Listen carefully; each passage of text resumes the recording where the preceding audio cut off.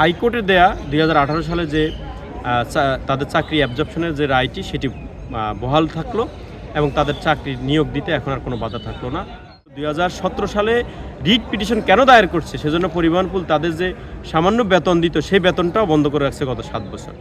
সারা দেশের বিভিন্ন উপজেলার মোট ২৮ জন ইউনো ড্রাইভার যারা দীর্ঘদিন যাবৎ ১০ বছরের বেশি সময় ধরে তারা মাস্টার রোলে ইউনো অফিসে অস্থায়ী ভিত্তিতে ড্রাইভার হিসেবে কর্মরত ছিল, তাদের চাকরিটা স্থায়ী করার জন্য তারা ১৭ সালে হাইকোর্টে রিট পিটিশন দায়ের করে। ২০১৮ সালে মহামান্য হাইকোর্ট সেই রিটের শুনানি শেষে তাদের চাকরি ৩০ দিনের মধ্যে স্থায়ী করার আদেশ দেন। সেই আদেশের বিরুদ্ধে সরকার কোনো ব্যবস্থা আপিল করেনি।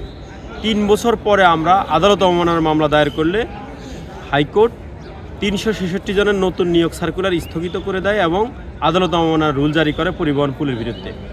পরবর্তীতে পরিবহন পুল সেই আদালত অবমাননার মামলা থেকে বাঁচার জন্য তারা একটি লিভ টু আপিল দায়ের করে এবং কন্টেম্প পিটিশনের বিরুদ্ধে আরেকটা লিভ টু আপিল করে। দুটি আপিলই চলমান ছিল এবং এর ভিতরে চেম্বার জজ আদালতে এসে তারা একটি আদেশ পায় যে হাইকোর্ট ডিভিশনের যে কন্টেম্প রুল ছিল সেটি এবং স্টে অর্ডারটি মডিফাই করে মাননীয় চেম্বার জজ আদালত রায় দিয়েছিলেন যে এই ২৮ জনের পদটা আপিলের স্বার্থে আপিল নিষ্পত্তি হওয়া পর্যন্ত শূন্য রেখে অন্য নিয়োগ কার্যক্রম চালানোর জন্য, কিন্তু তারা সেখানেও ৬ জনকে চাকরিচ্যুত করে আদেশ বলবৎ থাকা অবস্থা। আমরা সেটি নিয়ে আদালত অবমাননার মামলা আপিল বিভাগে করি। সেই আপিল বিভাগে আজকে মাননীয় আপিল বিভাগে সেই কন্টেম্প মামলাটি শুনানি হয়।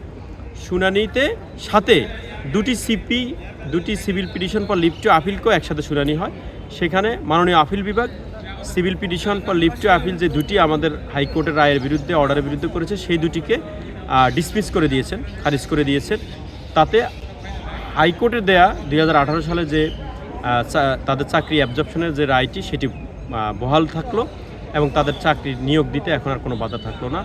এর ভিতরে চেম্বার জজ আদালতের যে আদেশটি ভায়োলেশন রয়েছে সেজন্য মাননীয় আপিল বিভাগ কন্টেম্প রুল ইস্যু করেছেন।